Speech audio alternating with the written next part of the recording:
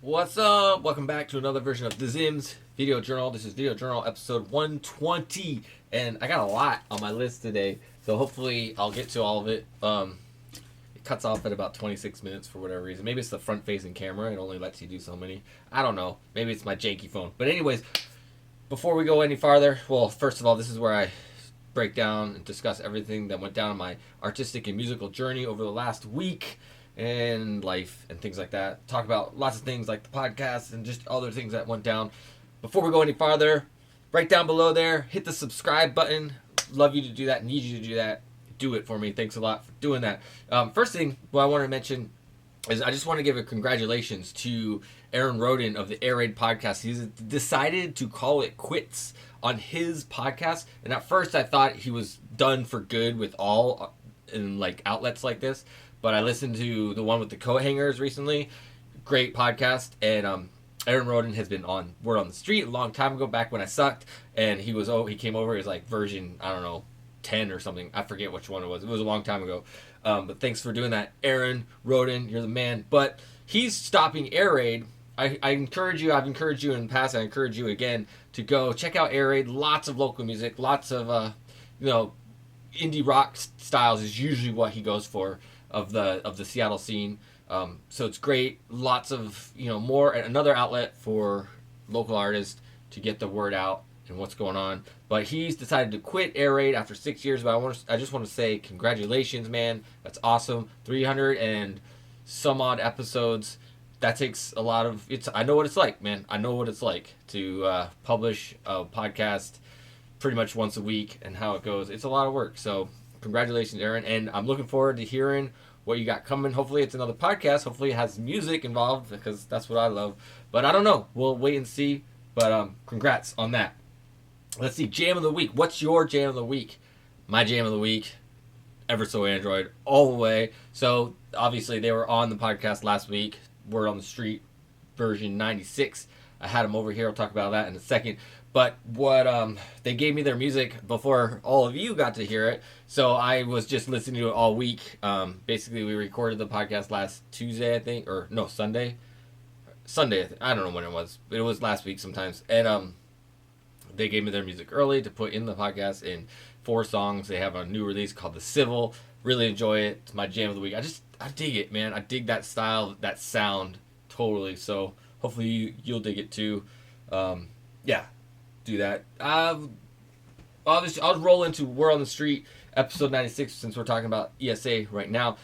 Nothing significant came up on the podcast. There was one idea that came up that I decided not to challenge in the moment, but there was an idea that Drew brought up with this whole idea of what Beyonce does and her artistic expression, and it being inauthentic, I guess is what you'd say. He kind of described it as, and I don't know fully. I'm on that side of the world, or that side of ideas, where if you say that what she does is not an authentic artistic expression, then you have to look at people like all the Motown musicians. Are you going to discredit all the Motown musicians for what they did because they didn't write their songs and they were performers and they excelled and they did it was a certain type of art. It's basically a different level of art. It's a whole different game, in my opinion. It's like, in a lot of ways, it's like trying to compare the Rolling Stones to the Beatles and saying which one's better. They're completely different types. I'm not completely different, but they're different types of music. They access a different area of style and sound, and that's what Beyonce does for me. I'm down with Beyonce, and I think what she does, I mean, try it. All I gotta say is try to do what she does and see if it's not something amazing, because it's just like, yeah, people like her, Katy Perry, all those types, they're pop artists, Britney Spears, they put a ton of work into what their craft and what they do. And to say it's unauthentic, I don't know, I have a hard time with that. So I'll just leave it at that. But no, I don't know why. I mean, I guess I just didn't want to, I don't know, the flow of the conversation was going, and didn't want to bring that up in the moment, but I just let it go. So that's just where I stand on it. It's all good, it's like we're allowed to have different opinions and ideas, but we still love each other, right? Hopefully, that's an idea that this country could use a little more of, letting each other live. a little bit more. But anyways, so last week something I forgot to mention on the podcast was I hit my limit. I learned where. So if you've been tracking along with me, if you've been taking this journey with me over the last 2 years or whatever, the last couple of months I recognized that I really overdid it. I got burnt out. I reached my limit big time, and so I started to recognize how much work I could do and still function. And basically, so I took off a lot off my plate. But then a couple weeks ago, when I started recording the Zim and Arock's album that I'm working on, I started to kind of hit it hard again. And I was basically, I'd go to work and I'd come straight into here and I'd just be working until I go to bed and repeat. And then I went out to a bunch of shows. As you've seen videos, there's been a bunch of videos from my phone, which I'll tell you more about in a minute. But I've just been doing a lot, and I realized like last Thursday, I was like, oh my gosh, or 2 Thursdays ago maybe now, I said, okay, I'm trying to do too much. I need to find more times to sleep and rest. And this weekend, actually, I kind of almost got to my limit, but I did a bunch of rest. I slept a bunch. Saturday, I took all of Saturday off, just slept all day and didn't do anything. But I did end up publishing some photo sets, which I forgot to write down who they were. I'll see if I can remember in a second, but I'm going to write that down in a second. Photo sets. But anyways, I hit my limit, and I recognized that I need more time in my day, time in my week. If I look at it week chunks, I need to intentionally put like, do not do anything this day, sleep, rest, whatever, and then work on. It's a balance game. There's like, when you're on the hustle, if you're on the hustle to create as much as you can, you've heard me say before, you have to test, you have to be a little bit crazy, and I do believe that. But for me personally, there's this balance idea that's very important, because if you burn yourself out, you're no good to yourself or anybody else. And there's like a lot of these motivational people and entrepreneur types, they talk about hustling and waking up earlier and going to bed later and sacrificing sleep to create your thing. And I don't believe that fully. What I believe is, don't sacrifice sleep. Just make sure the time you're awake, you're spending dedicated to the thing that you're working on. Don't waste it. And here's an example. So right now, I just finished working on the last 3 rough mixes for the Zim and Arock album, and I actually didn't finish the 3rd one because basically my fingers were dead from playing guitar, and just I was starting to get tired in the space and I couldn't focus anymore, so I needed to stop. I got like halfway through the 3rd one, and the first 2 are pretty close, good enough for me to start listening and tweaking even farther, but I got a really good space. But what I did today was I turned off the internet and I turned off my phone, and I didn't access it at all. So I focused. My whole time today was focused on working on the recordings. And then, so that's the kind of thing I'm talking about. When you are working, make sure you're focused on what you're working on and giving 100% to that task at hand, and not being distracted by checking your phone every 5 minutes or whatever it may be. I've been doing that a lot lately. Every time I come in here to work on the recordings, I turn off the internet on the computer and I put this phone in the living room out of earshot. I close the door. I turn all the lights off in the house. The only lights that's on is the light that's behind me right there, and that's it. I'm just focused on this little space right here working, and that's been working out good for me, and I like it. So there's that. Like I said, I have basically 7 of the 8 songs rough mixed, ready to go. So by tomorrow, I should have all 8 rough mixed. That's why I'm planning on waking up early tomorrow, or waking up tomorrow, finishing up the last song for the rough mix. So there's that. So that's that whole thing about hitting my limit. I wanted to give you a little deep dive on what's going on with the move to San Diego. Yes, I'm moving to San Diego. More and more people are learning about that. Basically, I think I mentioned some of it before, and I'll probably be talking a lot about it in the future and stuff.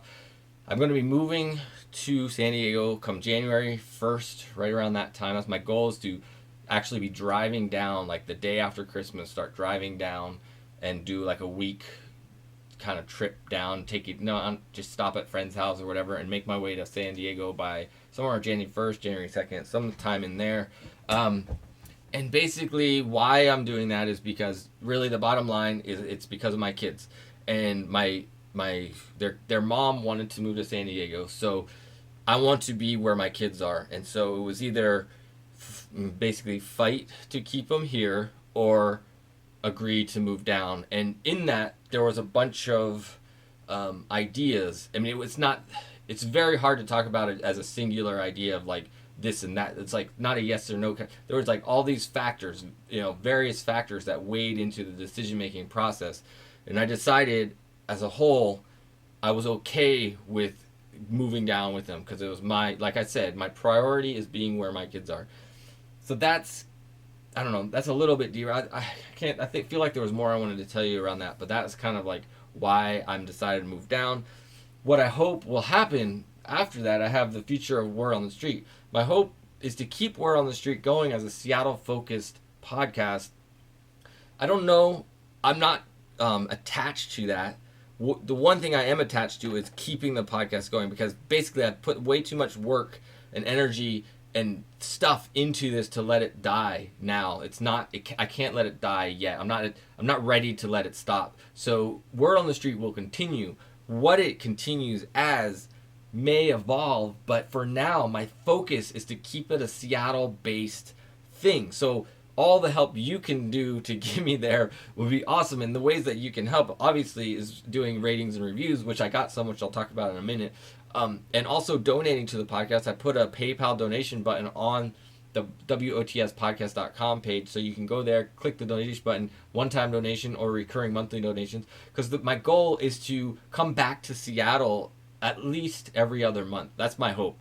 I mean, I guess every third month would be the least. But one of my goals, once I go to San Diego, when I get down there, I'm going to look at my schedule, put on the schedule, Seattle on the schedule, and come back up and make it a rhythm. It's like, I was talking to Arock about this the other day. When I went on my first tour last year, in a lot of ways you can look at it like it shouldn't have ever worked. It shouldn't have ever happened because it's like, it's just the rhythm of it, the idea of it is not something that I'd been doing forever. And, it costs money. It's just like one of those things that you can look at it in the perspective of it shouldn't have happened, or you can just make it happen, and then when it does happen and it works out fine, you're like, oh wow, that was fine. That's the intention I'm having with coming back to Seattle for Word on the Street, because basically, and the band and things, I still want to be connected to the scene because I feel like I've started to grow something's been growing here, and I'm not ready to let it go entirely. So hopefully, the West Coast connection of Seattle to San Diego, I'll be able to host you guys if you come down and tour and whatnot. I'll help you find a gig, and I'll help you find a place to crash, probably my place, things like that. So there's that aspect of it all, and also just that I really want to keep it going. And there's more. I'm kind of losing my train of thought right now, but Word on the Street will continue. And one of the ideas I had was to do like a feature. There's a lot of the Seattle to LA transplants as well. So, and LA is only about 2 hours away from San Diego, so I can drive up to LA, get some podcasts from people that are living in LA now from Seattle. There's a lot of those, so that's a way to continue the Seattle conversation, and then obviously just come back to Seattle. The things, in other ways that you can support, one of the things I'm going to need coming up soon, actually, because I'm moving out of the Closet Studio is only about 2 more weeks of this scene you'll be seeing, and then I'll be random for a while. But I need a place to record podcasts for people that don't have a place of their own, because I've been wanting people to come here to the Closet Studio to record them because it's just easier on me and everything, but that's going to have to change because I'm going to lose this space. I'm going to be living with my mom for a few months so I can save up some money, and I don't have she just lives in a small apartment, so there's no space to invite people over there. So I need to find a place to record podcasts. So if you have a space that I can use, let me know. I'd love to see, and hopefully close to the Seattle, shoreline, somewhere close to Seattle so the people don't have to drive really far to get to it. So let me know if you can help out. But that's also when I come back to Seattle, I'll need a place to record podcasts if people don't have a space of their own. It's going to be a lot of hustling. The bottom line is just going to be a lot of hustling on my part to make it happen. A lot of work. And I'm just doing it for passion. I'm not getting paid for it, at least not yet. So hopefully we can grow this thing, you and me together, and help it become something that I can live off of, as well as help the community. Anyways, there's that. So the deep dive on San Diego kind of gave you that. Future of the WOTS gave you that. One of the ideas that came up with this whole, what I realized, just a small nugget of thought about what I'm doing with Word on the Street and the Seattle music community, it's occurred to me that the people that are willing to support local independent music is a really small community. I've gotten to know some of those people firsthand, and they're the people. It's just a really small community of people that are willing to do that, which is a bummer because the music community is huge. So if the music community had the same idea as this small core of people that knows what it takes to get out and support, it'd be so much better for everyone. And one of the ideas is the community needs to stop thinking about the single outlets. There's like two major outlets, right? There's KXB and The Stranger are the two biggest outlets for independent music in Seattle. And everybody wants to get on their good side. Everybody wants to be friends with them, get their music in front of those platforms. If the community is so huge, if the community decided, let's put our ideas in behind another platform, which there are a lot of, Word on the Street being one of them, then there'd be a lot more going on. But everybody just keeps going to that one place, going, I want to get my music on KXB, I want to get my reviews in The Stranger. That's like all the community thinks of. And it's a little, and those groups have their little cliquey, and they have their isolated, they know what they're looking for. They're not looking for everything with everybody. They have their thing they're doing, and sometimes there's a little bit of privilege that goes along with that. So, and there's plenty of other outlets that are willing to help you, but you have to get behind those outlets as well. So I'd hope you consider that. The next time you're trying to do more with your music, hopefully you will look outside of just the same old that goes on around here in the Seattle scene. What else I got? So I wrote down, I got a new lens for my camera. Well, it's not new. It's new to me, kind of. So there it is right there. It's a Nikkor, whatever it's called, Nikkor 50 millimeter, and it's fully manual. Aperture and focus is fully manual. Something my dad gave me. So this is my old lens. And I realized I did some research. I've been learning more about video, about camera stuff, and I don't know if you can see on there, but anyways, the aperture setting on this one only goes down to 3.5, where the aperture on this one goes down to 1.2 is the lowest setting, which is a lot more light getting in for what you need when you're shooting shows. Is you need a low, at least what I've discovered, you need a low aperture setting so you can get more light in your camera. There's this other thing called ISO, which is the film speed. If you know anything about that, you can crank that up really high, but it makes the pictures really grainy. So if you can keep that in a reasonable place but have an aperture that opens up really big so you can get more light in per shot, it's a better way to go. So my dad gave me a pile of old camera stuff that I was actually thinking about trying to sell, but it was all in the same moment that I was like, well, I started looking at it, I did some research, and this one lens, this lens is like pretty good. It's still used today, and people have it. People are still selling it, and it was like I was thinking, oh, I could sell it. But then I started to look at it closer. It's like, this is exactly what I need. It has a really low aperture setting, and so I've been shooting more shows with that. Which one of them I've posted so far, but it wasn't quite a dark show. But I'll tell you about it in a second. But I just wanted to give you a heads up. I'll be shooting. Basically, I like it better than this. This lens, the one that I got, came with the camera, is not that good, to be honest. The only cool part about it is the zoom effect. I mean, if I'm shooting in daylight, it's great because it has a good wide angle, 18 millimeter, and then it goes up to 55, which is 5 more millimeters than this already, and this is fine. It's fine. So, anyways, just to give you a little bit more of my photo adventures that I'm going on. I've been shooting a lot more shows, so I was able to post a bunch. I'm gonna see if I can remember off the top of my head the ones I posted. I posted the WOTS 100th episode party one with Crystal Desert and all those people. Crystal Desert got the bulk of the photos because I was shooting them. So I got some Crystal Desert photos up there. I got after that I went to Surrealized, and so I got a few Surrealized photos. I got some Intisar and Bucket of Honey photos up. I got some Devils Hunt Me Down photos and 10 Miles Wide photos. I think that might be all of the photos I posted. Oh, and I posted this is the one that I shot with this so far. The only photos that I shot with that new lens was the Access Gallery Katie Kirkji's audio visual show. I only ended up with like 5. I'm still getting used to it because this is manual focus, so a lot of them are out of focus because it's tricky. It's a trick, Anyway, there were some good ones though, so check that out. New lens. But also this last week I went to see some music as well.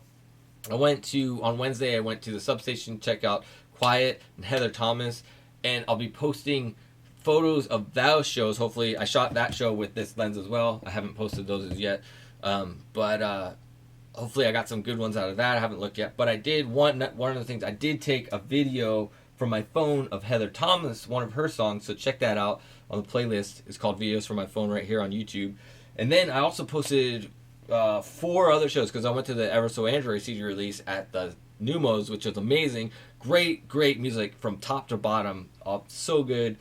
Sundries, Wild Powers, Hobosexual, and ESA got one song of each. Video from my phone, posted on the playlist in this YouTube channel, so check it out. All right, the last thing I'll mention is the reviews for the podcast. So since I'm doing the canned, basically, intros and outros now on the podcast, I won't be reading reviews, which I have been doing. Every time I get a new review, I read them on the podcast. But since I'm not doing custom intros and outros anymore, I'll be reading the reviews here on this YouTube channel, on this video journal. So I got 3 last week. One from somebody I don't know, one from somebody I do know, and one from somebody I think I know. So the first one was, here it is, The Scoop on Music and Artists Live Here. 5 stars by TAC8111. All right, coming from an artist perspective, this podcast is another great avenue for listeners to learn about new artists around their area. theZim is the bridge between the listener and gets to know the musicians he interviews on a more personal level. For me, it's a good alternative to morning radio shows. Thanks, Zim. So thanks a lot with TAC8111. So, and I didn't pre-read these, so if I stumble, give me a break. But anyways, the next one was All Heart, 5 stars by Patrick Galactic. You know Patrick Galactic. He's awesome, local musician, does a lot in the scene, and also has his own show called The Pat Down on YouTube, so check it out. I'll link it up as well. But Patrick Galactic, great musician and cool YouTube show. So check that out. He said, WOTS is a great look at the Seattle music scene through the eyes of the musicians who inhabit it. theZim is very passionate and sincere in his discussions and gets great answers out of his guests. Highly recommended for those who want the inside scoop on Seattle's fertile indie scene. So thanks, Patrick Galactic. You're the man. And then the last one that I got so far was This one says perfect for Seattle scene nerds. 5 stars by Liquid Fingers Bass. I think I know who you are, but I'm not sure, so I'm not going to say it. If you're like me and love today's Seattle music scene, this podcast is for you. Super in-depth interviews that dive into the motivations and stories behind today's greatest music. All in a lighthearted tone. That's a fun listen. Keep it up, Zim. All right, so those are the 3 reviews. Thank you guys so much, and you can review as well. Go to iTunes, post a review. Let me, do that thing, and that'll help this whole thing. So anyways, let me know what your jam of the week is. Like I said, mine was the ESA, the Civil album, just a whole album, all 4. The last 2, I don't have the song tracks in front of me, so the last 2 were the ones that resonated with me the most on that album, but they're all really good. So check it out. And I made it in time. It's 23 minutes now, so I can slow down for a second. Thanks a lot for joining. This was theZim's Video Journal, episode 120, and I'll catch you next week, everybody. Peace. Subscribe to the page. Subscribe to the YouTube page for me. That'd be awesome. Peace out.